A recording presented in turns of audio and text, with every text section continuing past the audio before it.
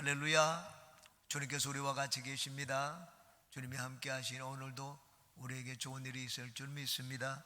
오늘은 누가복음 6장 39절에서 49절까지의 말씀 보시겠습니다. 6장 39절부터 49절까지 다 같이 합독합니다. 시작. 또 비유로 말씀하시되 맹인이 맹인을 인도할 수 있느냐?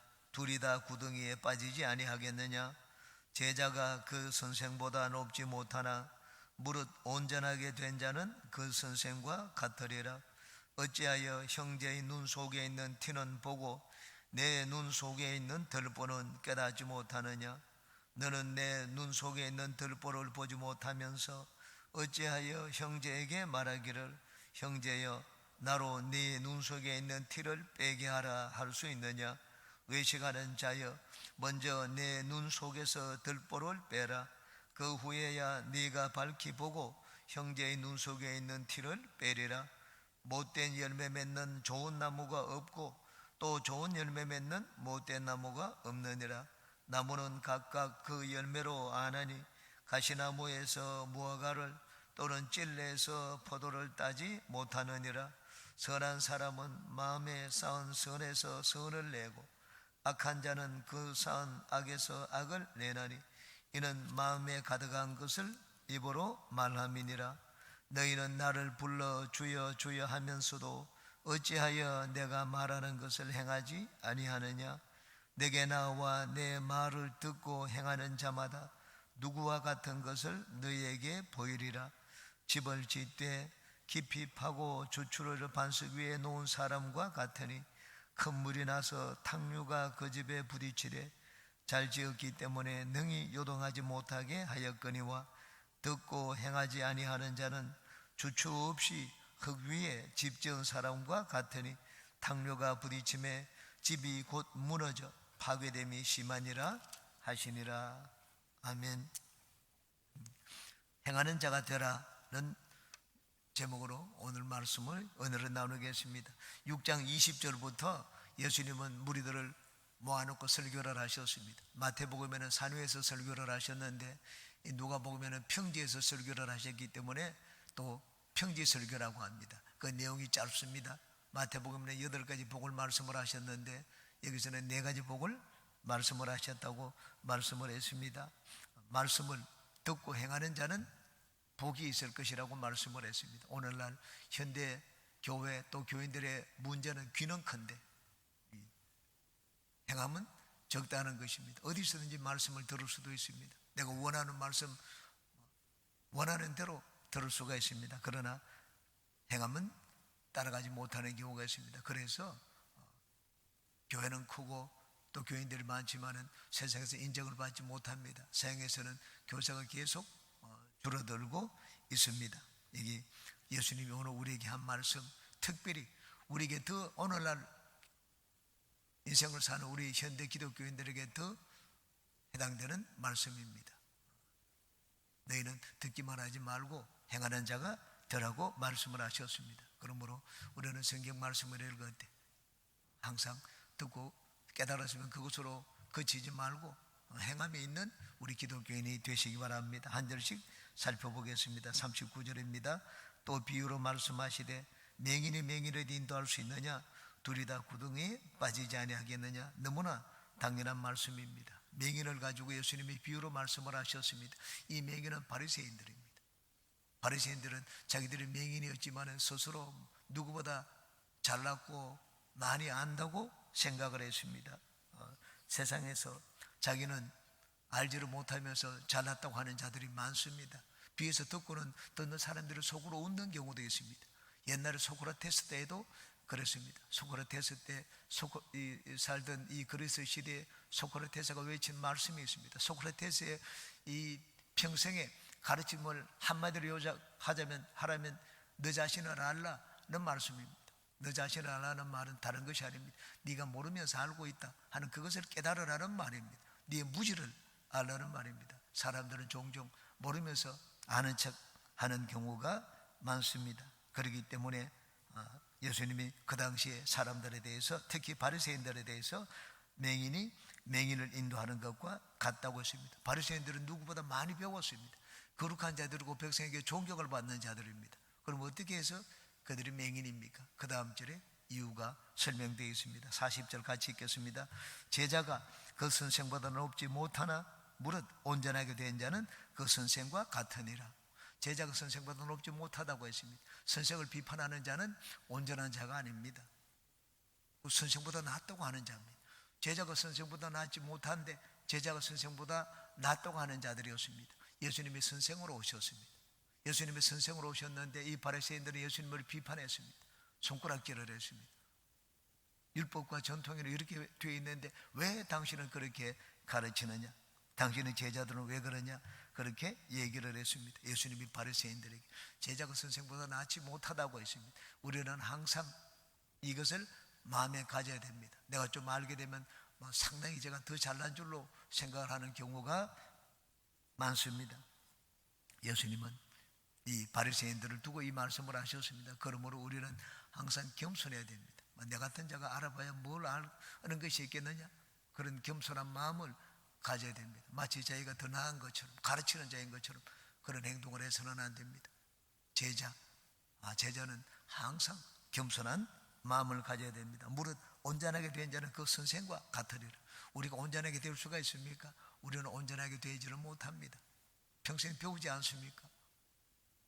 그러므로 항상 선생 앞에 겸손한 마음을 가져야 됩니다. 41절입니다. 같이 읽습니다. 어찌하여 형제의 눈 속에 있는 티는 보고 내 눈 속에 있는 들보는 깨닫지 못하느냐?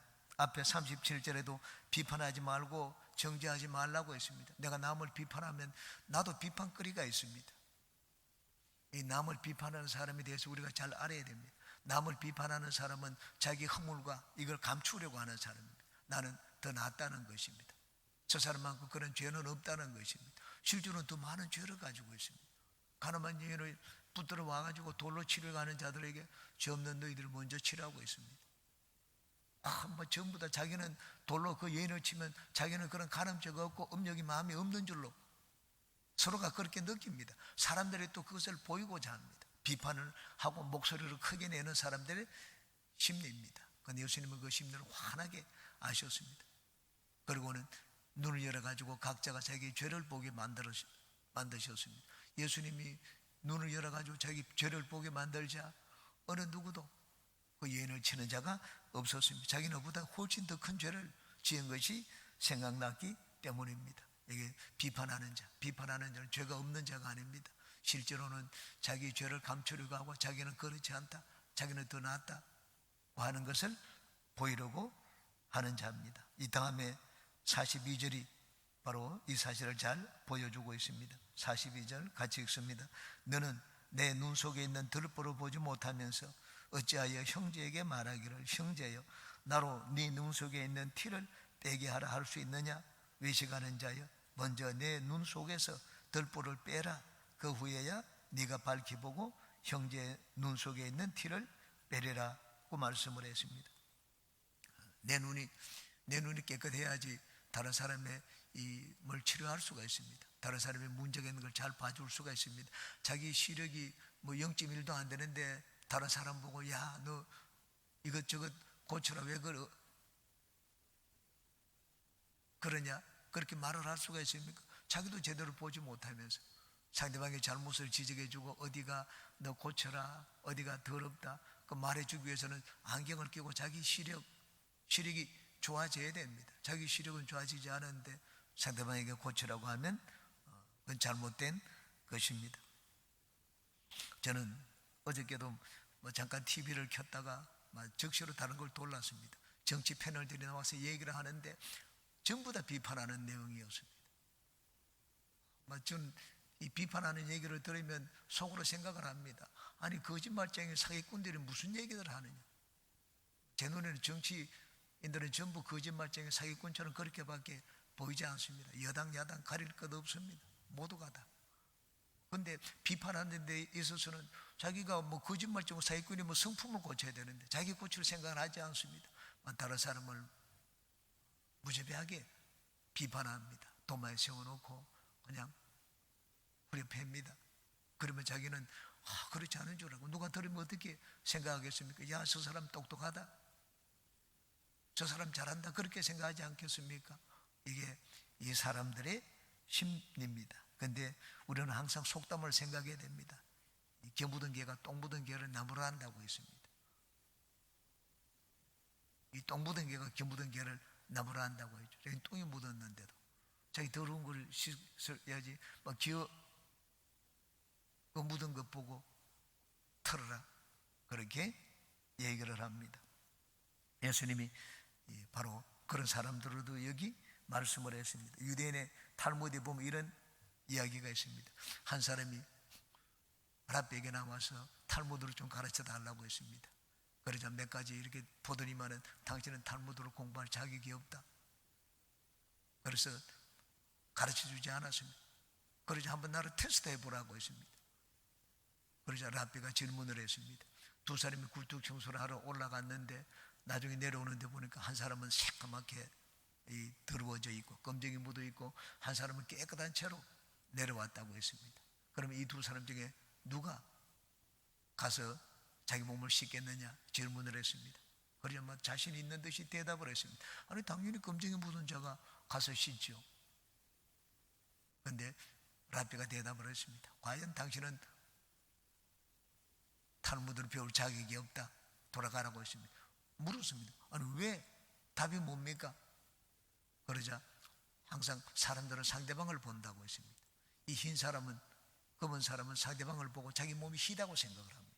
아, 나는 깨끗하다 생각하고 씻지 않지만 이 흰 사람은 상대방의 검정 묻은 사람을 보고 아, 저 사람이 더러워졌구나, 나도 더럽겠지, 그렇게 생각하라고 가서 이 흰 사람, 깨끗한 사람이 씻는다고 했습니다.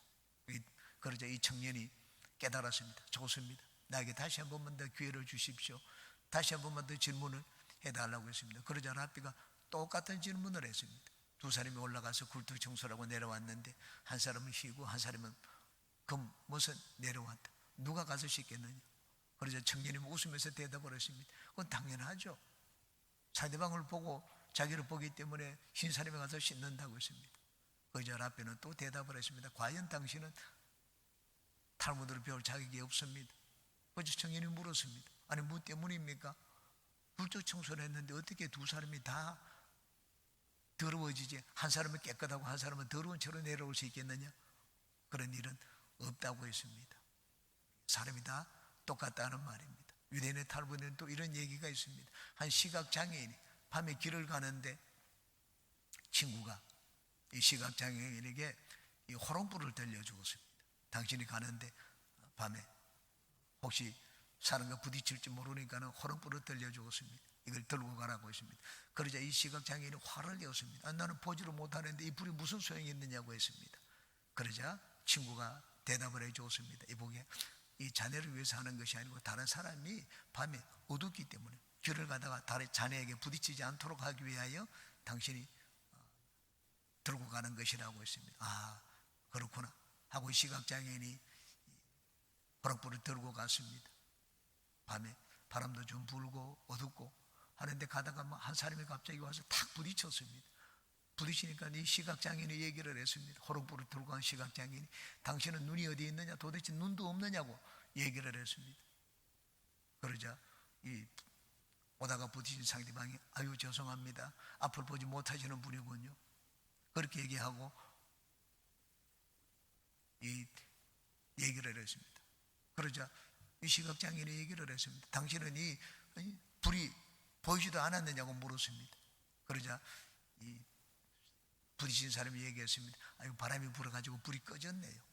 바람이 불어서 불이 꺼졌습니다. 그런데 시각장애인은 앞이 안 보이기 때문에 당연히 자기는 호롱불을 들고 불이 켜진 줄로 알았습니다. 자기 눈이 안 보이기 때문에 부딪혔는데 상대방이 잘못해서 부딪혔다고 생각을 했습니다. 사실은 자기 불이 꺼진 줄은 몰랐습니다. 이 바리새인들이 그런 자였습니다. 자기는 눈이 어두워서 보지를 못하는데 상대방을 나무라 하고 상대방을 탓했습니다. 상대방을 고칠 수 있겠습니까? 더더군다나 상대방을 고치고 가르치는 일은 제대로 하지 못할 것입니다. 예수님이 말씀을 했습니다. 항상 다른 사람 허물을 보는 사람은 나에게는 더 큰 허물이 있다, 그러니까 항상 마음에 생각하라고 했습니다. 왜 더 큰 허물이 있느냐? 이 허물을 보는 자는 허물이 있기 때문에 허물이 보입니다. 죄가 있는 자는 죄가 있기 때문에 그 죄가 보입니다. 저는 저희 아내에게 종종 이런 말을 들었습니다. 사람의 심리에 대해서 얘기를 하면 당신은 그걸 어떻게 그렇게 잘 아느냐 그렇게 얘기를 합니다. 내가 그렇기 때문에 잘 안다고 했습니다. 사람이 죄를 짓는 것, 사람이 거짓말하는 것, 사람이 사기치는 것 어떻게 그렇게 아느냐? 내가 그렇기 때문에 안다. 저희 아내는 저하고는 좀 차원이 다릅니다. 악한 마음이 저보다 훨씬 적습니다. 그런 것들을 생각을 하지를 못합니다. 머리가 나빠서 생각 못하는 것이 아니고 자기에게는 그런 마음이 없습니다. 그런 것이 보이지를 않습니다. 그런데 내 행동이 그러면 그런 것이 다 보입니다. 예수님이 상대방이 허물이 보이는 자는 자기에게는 더 큰 허물이 있다는 것을 명심하라고 말씀을 하셨습니다. 그러므로 우리는 항상 다른 사람을 보기보다 내 자신을 살펴보고 나의 허물을 먼저 생각하는 그런 마음을 가져야 됩니다. 신앙의 진짜와 가짜를 가려내는 기준이 무엇입니까? 그건 지식이 아닙니다. 바리새인들은 지식을 가지고 나는 더 우월하다 그렇게 생각을 했는데 예수님은 중요한 것은 지식이 아니라 열매라고 말씀을 하셨습니다. 43절 4절을 같이 읽겠습니다. 못된 열매 맺는 좋은 나무가 없고 또 좋은 열매 맺는 못된 나무가 없느니라. 나무는 각각 그 열매로 아나니 가시나무에서 무화과를 또는 찔레에서 포도를 따지 못하느니라. 나무는 각각 그 열매로 안다고 했습니다. 이 나무는 그 사람의 인격입니다. 저 사람의 인격이 바로 된 사람인지 안 된 사람인지 어떻게 합니까? 인격은 눈에 보이지 않습니다. 속에 있기 때문에. 그러면은 그 나무가 좋은 나무인지 좋지 않은 나무인지 인격이 바로 된 사람인지 아닌지는 그 열매는 행함입니다. 행함을 보고 그 사람의 됨됨이를 안다고 말씀을 했습니다. 마태복음에 보면은 여기 열매로 그들을 안다 하는 이 말씀을 마태복음에서는 선지자들을 두고 경계의 말씀으로 주셨습니다. 선지자들을 삼가라고 했습니다. 그들은 진짜 선지자처럼 보이지만 그 속은 사람들을 노력하는 일이라고 말씀을 했습니다. 그리고는 말하기를 이 나무의 비유를 드셨습니다. 구약 성경에 의하면 참 선지자와 거짓 선지자를 가리는 기준은 능력입니다. 그들이 막 선지자의 옷을 입고 막 예언을 하더라도 그 말한 것이 그대로 이루어지지 않으면 그건 거짓 선지자니까 그 사람 말을 듣지 말라고 했습니다. 하나님의 선지자는 그 말을 하고 예언을 하고 난 다음에 반드시 그 예언의 말씀이 이루어집니다. 능력이 나타납니다. 기적이 일어납니다. 그래서 구약 성경에는 하나님의 선지자의 이 기준 또는 증거가 능력입니다. 그런데 예수님은 여기 능력을 말씀을 하지 않았습니다. 능력을 말씀을 하지 않고 행위를 말씀을 하셨습니다. 삶의 행동을 말씀을 하셨습니다. 저 사람이 진짜 하나님이 종이냐 아니냐. 저는 어저께도 또 인터넷 뉴스를 봤더니 어느 목사 한 사람이 나이가 69인가 되었습니다. 은퇴를 했는데 성적인 그 성도들을 추행을 해가지고 8명의 이 성도들이 또 고소를 당한 것을 봤습니다. 말을 잘하는 것, 예수님은 그 말을 잘하는 것을 중요하게 얘기하지 않았습니다. 능력, 구약에는 하나님의 선지자의 증거는 능력입니다. 예수님은 능력도 중요하게 얘기하지 않았습니다. 주의 이름으로 우리가 기적을 행했습니다. 하나님은 그것을 보지 않는다고 했습니다. 우리 열매를 본다, 우리 행위를 본다고 말씀을 하셨습니다. 그래서 하나님 앞에 우리는 항상 행위를 생각해야 됩니다. 행위. 내가 기독교인의 증거가 무엇인가? 내가 하나님을 믿는다는 증거는 행위, 곧 말과 인격입니다. 45절에 같이 읽습니다. 선한 사람은 마음에 쌓은 선에서 선을 내고 악한 자는 그 쌓은 악에서 악을 내나니 이런 마음에 가득한 것을 입으로 말함이니라. 여기 쌓은 선에서 선을 내고 쌓은 악에서 악을 낸다고 했습니다. 선과 악이 어디서 나옵니까? 옛날 공자와 명자는 사람은 태어날 때부터 선하다, 태어날 때부터 악하다, 이 성품론을 얘기를 했습니다. 사람은 태어날 때부터 선하기 때문에 선한 행동을 한다. 태어날 때부터 악하기 때문에 악한 행동을 한다. 인간이 가진 이 유전인자입니다. 선한 유전인자가 있는지 악한 유전인자가 있는지 죄의 유전자가 있는지. 근데 예수님은 그렇게 말씀을 하지 않았습니다. 뭐 누구는 선하고 누구는 악하다고 하지 않았습니다. 쌓았다고 했습니다. 쌓았다. 선한 성품은 길러집니다. 어떻게 길러집니까? 자꾸 선한 일을 하면 길러집니다. 일을 일선이라고 계속 선한 행동을 하면 쌓여가지고 선한 사람이 됩니다. 악한 사람은 태어날 때부터 악한 자가 아닙니다. 한 번, 두 번 하다 보면 악한 사람이 됩니다. 그러므로 우리가 선한 사람이 되기 위해서는 뭐 태어날 때부터 사람이 좀 다르겠죠. 똑같지는 않지 않겠습니까? 이 사람은 태어날 때부터 좀 좋은 성품을 가지고 태어났다. 좀 착한 성품을 가지고 태어났다. 그런 사람이 있습니다. 근데 진짜 착한 사람은 어떤 사람입니까? 착한 일을 하는 사람입니다. 착한 일을 하는 사람이 착한 사람입니다. 악한 사람은 태어날 때부터 악하게 태어난 자가 있는 것이 아닙니다. 악한 행동을 하는 자가 악한 자입니다. 중요한 것은 행동이고 습관입니다. 한 번, 두 번 하다 보면 습관이 되고 습관이 모이게 되면 이제는 인격이 됩니다. 그 사람의 됨됨이가 됩니다. 그러므로 예수님이 말씀을 생각하고 우리는 다 선을 자꾸 쌓아야지 선한 사람이 됩니다. 하루아침에만 내가 기독교인이 되었다고 선한 사람이 됩니까? 선한 사람이 되지 않습니다. 기독교인이 선한 기독교인이 되기 위해서는 선한 행동을 자꾸 해야 됩니다. 예수님은 후한 사람이 되라, 자비로운 사람이 되라고 했습니다. 후한 사람이 자꾸 후한 행동을 해야 됩니다. 자비로운 행동을 해야 됩니다. 어려운 사람이 있으면 도와주고 내 것이 있으면 나누어주고 그래야지 기독교인이 됩니다. 마태복음 5장에서 7장까지 예수님은 산후에서 산상 설교를 하셨습니다. 장장 긴 설교를 하셨습니다. 그 예수님의 산상 수훈 가운데 믿음에 대해서 말씀을 하신 것은 한 군데도 없습니다. 하나님 앞에 서려면 나를 믿어야 된다. 한 군데도 그 말씀이 없습니다. 전부 행함입니다. 행위. 너희는 이렇게 행동을 하라. 그렇게 함으로 하나님의 백성, 하나님의 자녀임을 보이라고 말씀을 했습니다. 우리는 예수님을 하나님의 자녀가 되기 위해서는 예수님을 믿어야 된다고 합니다. 예수를 믿고 난 다음에 어떻게 해야 됩니까? 예수님을 믿는 것은 순간입니다. 그 다음 모든 것은 우리의 행동으로 삽니다. 기독교인. 예수님이 기독교인이면 우리는 믿음을 자랑합니다. 믿음을 자랑하지만 예수님은 너희 믿음을 자랑하라고 말씀하신 것이 없습니다. 행동을 말씀을 하셨습니다. 행위를 말씀을 하셨습니다. 그러므로 우리는 선한 행동을 해서 선을 쌓는 우리가 되시기 바랍니다. 47절 46절 너희는 나를 불러 주여 주여 하면서도 어찌하여 내가 말하는 것을 행하지 않으냐. 주여 주여 하는 것은 주님을 믿는 것입니다. 너희들은 믿음이 있다고 하면서 기도하고 주님을 부르면서 어찌하여 내가 말하는 것을 행하지 아니하느냐. 듣는 것보다 또는 믿는 것보다 더 중요한 것은 행함이라고 말씀을 했습니다. 말씀을 듣는 것보다 중요한 건 행함입니다.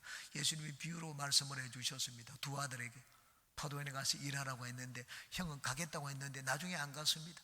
동생은 안 가겠다고 했는데 나중에 마음에 찔림을 받았습니다. 그리고 나중에 포도원에 가서 일했습니다.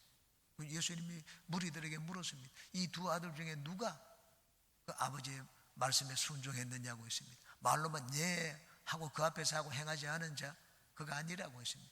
그 앞에서는 안 가겠다고 하고 뒤돌아서 갔다가 깨닫고 돌아와서 포도원에 가서 일한 자 그가 아버지의 명령에 순종한 자라고 말씀을 했습니다.